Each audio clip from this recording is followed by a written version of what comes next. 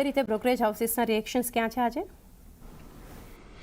જે ખાસ કરીને સૌથી પહેલાં તો આરબીઆઈની જે ગાઈડલાઈન આવી એના પર સિટીનો રિપોર્ટ આવ્યો છે. રિપોર્ટ ઘણો લાંબો છે, પરંતુ મહત્વનું જે એમનું કહેવાનું છે કે પ્રોપ સેગમેન્ટમાં ટ્રેડિંગ પર અહીંયાથી આજે આરબીઆઈની ગાઈડલાઈન છે એની ખાસ કરીને થોડી ઘણી અસર આવતી જોવા મળશે, એટલે એના પર એક ફોકસ ખાસ કરીને રાખવાનું છે. ને એમનું એવું કહેવું છે કે બ્રોકર્સ, ક્લિયરિંગ હાઉસ અને એક્સચેન્જ કે જેમને ટ્રાન્ઝેક્શન રિલેટેડ જે સ્ટોક્સ છે એના પર અહીંયાથી વધુ અસર આપણને આવતી દેખાશે. એટલે આરબીઆઈની ગાઈડલાઈન જે આ સ્ટોક્સને લઈને આરબીઆઈની ગાઈડલાઈન પર જે રિપોર્ટ આવ્યો છે એના પર એક ખાસ ફોકસ ખાસ કરીને રાખીશું.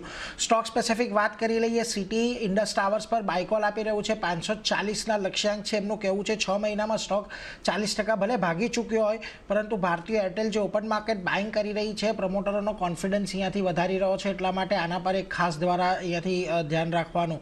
બીજી તરફ નોમુરા બાયકોલ સાથે 370ના ટાર્ગેટ અહીંયાથી આપી રહ્યું છે. એમનું કહેવું છે પેટ્રોનેટ એલએનજી પર એમનું કહેવું છે વોલ્યુમ ઇમ્પ્રુવમેન્ટ અને ટેરિફ એસ્કેલેશનને કારણે અહીંયાથી આપણને પેટ્રોનેટ એલએનજીમાં ગ્રોથ આવતો જોવા મળશે, એટલે એના પર એક ફોકસ ખાસ રાખવાનો. બીજી તરફ કોલ ઇન્ડિયા પર જેફરીઝનો રિપોર્ટ આવ્યો છે, જેમાં તેઓ બાયકોલ આપી રહ્યા છે. 450ના ટાર્ગેટ તેઓ અહીંયાથી આપી રહ્યા છે.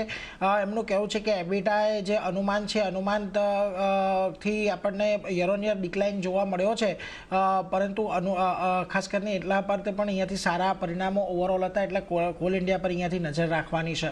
બીજી તરફ લ્યુપિન પર પણ નજર રાખજો. ઘણા બધા બ્રોકરેજ રિપોર્ટ આવ્યા છે. સિટી અહીંયાથી 2540નો બાય ટાર્ગેટ સાથે બાય રેટિંગ સાથે ટાર્ગેટ આપી રહી છે. બીજી તરફ તમને ખાસ કરીને મોર્ગન સ્ટેનલી ઇક્વલ વેઇટ સાથે તમને 2386ના લક્ષ્યાંક આપી રહ્યું છે, અને જેફરીઝ લ્યુપિન પર બાયકોલ સાથે 2540ના લક્ષ્યાંક આપી રહ્યું છે. બધાનું કહેવું છે Q3 અહીંયાથી એક મજબૂત રહેતું જોવા મળ્યું છે યુએસ સેલ્સને કારણે, ઓપરેટિંગ લિવરેજને કારણે, એટલે એના પર નજર રાખીશું.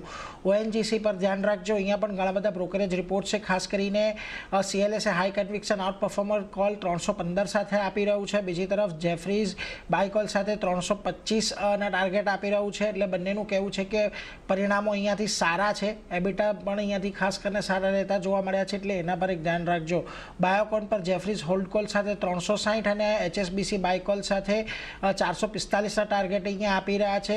જોકે અહીંયાથી ખાસ કરીને બાયોસિમિલર સેલ્સ થોડુંક અહીંયાથી ઘટતું જોવા મળ્યું છે, એની થોડીક ચિંતા છે, પરંતુ ઓવરઓલ એક સારા ટાર્ગેટ અહીંયા પણ આવી રહ્યા છે. એચએસબીસી પીઆઈ ઇન્ડસ્ટ્રીઝ પર એચએસબીસી અને જેફરીઝના રિપોર્ટ આવ્યા છે. એચએસબીસી હોલ્ડ કોલ સાથે 3200 અને જેફરીઝ બાયકોલ સાથે 3675ના ટાર્ગેટ અહીંયાથી આપતા જોવા મળી રહ્યા છે. પરિણામો થોડાક નબળા છે, એને લઈને ટાર્ગેટ્સ થોડાક ઓછા છે. મેરિકો પર જુઓ, એચએસબીસી અને જેફરીઝના પણ રિપોર્ટ આવ્યા છે. એચએસબીસી બાયકોલ સાથે 900 અને જેફરીઝ પણ બાયકોલ સાથે 900 કરી રહ્યા છે. અહીંયા જે નવા એક્વિઝિશન કંપની દ્વારા કરવામાં આવી રહ્યા છે એને થોડાક પોઝિટિવ અહીંયાથી એચએસબીસી અને જેફરીઝ ગણાવી રહ્યા છે, એટલે એના પર એક નજર રાખવાની. છેલ્લે આઈજીએલ પરિણામો બાદ અહીંયા જુઓ, જેફરીઝ અને સીએલએસએનો રિપોર્ટ છે. જેફરીઝ બાયકોલ સાથે 215, સીએલએસએ આઉટપરફોર્મ કોલ સાથે 240. માર્જિન ઇમ્પ્રુવમેન્ટને કારણે ખાસ કરીને અહીંયાથી આપણને એક સારા ક્વાર્ટર જોવા મળ્યું, એટલે આઈજીએલમાં પણ એક પોઝિટિવ રિપોર્ટ છે. એટલે આ બધા પર ખાસ કરીને ચારની નજર રાખીશું. ઘણા બધા રિપોર્ટ સાથે આપણને આવતા જોવા મળ્યા છે. જી નીરજ, આભાર.